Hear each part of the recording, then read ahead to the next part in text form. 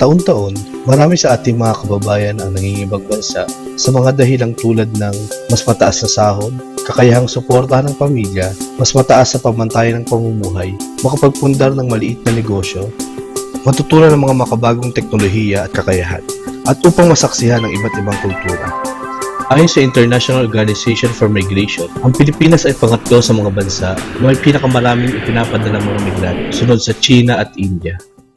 Matagal na panahon na rin ang ating makamit ang ating kalayaan mula sa mga dayuhang mananakop. Ngunit nananatili pa rin nakagapos ang mga Pilipino sa kahirapan dahil sa kakulangan ng kaalamang pinansyal. Ang kaalamang pinansyal ay isa sa mga sandata ng mga Pilipino upang makamit ang kalayaang pinansyal o financial freedom. Sa ngayon, tinatayang mahigit 9 na milyong Pilipino ang naninirahan at nagtatrabaho sa 200 mga bansa sa buong mundo. Karamihan sa kanila ay nakabase sa Estados Unidos, Saudi Arabia, Canada, United Arab Emirates, Australia, Malaysia, Japan, United Kingdom, China at Kuwait. Noong taong 2011, tinatayang $20 bilyong ang kabuuang remittance na tinanggap ng bansa mula sa mga overseas Filipinos.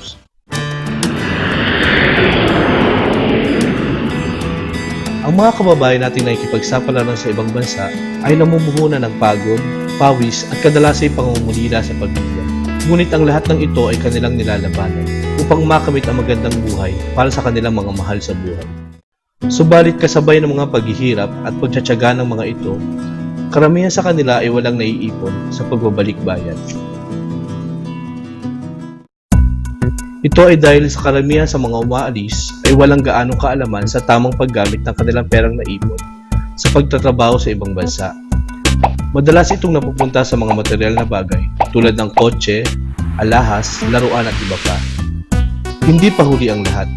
Ang kaalamang pinansyal ng iyong sandata upang makamit ang kalayaang pinansyal. Dapat ay suriin ang kasalukuyang kalagayang pinansyal. Alamin ang mga pag-aari, utang, gastusin at mga ipon sa bangko. Matapos nito, simula ng pagtatakda sa mga mithiin sa buhay. Tingnan ang sarili at mga naisin 5 o 10 taon mula ngayon. Isa sa mga paraan upang makapagplano ng maayos ay ang paggawa ng Financial Dream Map. Ang Financial Dream Map ay isang paraan ng pagpaplano kung saan ipinapakita sa pamamagitan ng representasyong biswal ang mga pangarap. Kalakip ang perang gagastusin at ang time frame kung kailan dapat matupad ang mga ito. Mahalagang maging tapat sa gagawing pagpaplano. Alamin kung alin lang ang kayang isakatuparan. Ayon sa kasabihan, kapag may isinuksok, mayroong madudukot. Mahalaga ang tamang paraan ng pag-iipon upang magkaroon ng pinansyal na katatagan ng bawat isa. Ano ba ang tamang formula sa pag-iipon? Sa ating kinikita, kapag ibinawas ang lahat ng mga gastusin, ang natitira ba dito ay ang dapat iniipon? Mali. Hindi ganito ang tamang formula sa pag-iipon.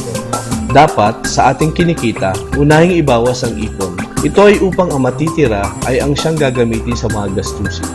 Maaari nating i-invest o ilagay ang perang ating naipon sa mga produktong makikita sa mga bangko, gaya ng mutual funds, UITFs, time deposits at iba pa. Sa paglipas ng panahon, ang mga ipinundar dito ay kikita ng higit na mataas kaysa sa savings account. Ating tandaan, mag-ipon at mag-impok muna bago gastusin ang natirang pera.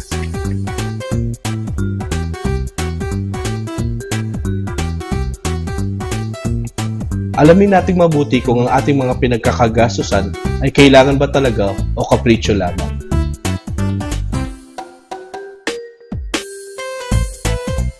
Alamin kung sa makabuluhang mga bagay na pupunta ang perang ating ginagastos o hindi.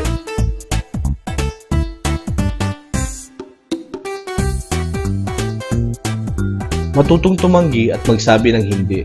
Ito ay para sa mga bagay at mga gastusin na hindi naman kinakailangan. Palagi magkaroon ng planong pinansyal. Ito ang magiging gabay natin upang makamit ang pangarap ng pinansyal na katatagan.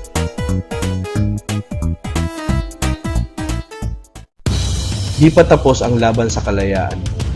Kalayaan laban sa kahirapan.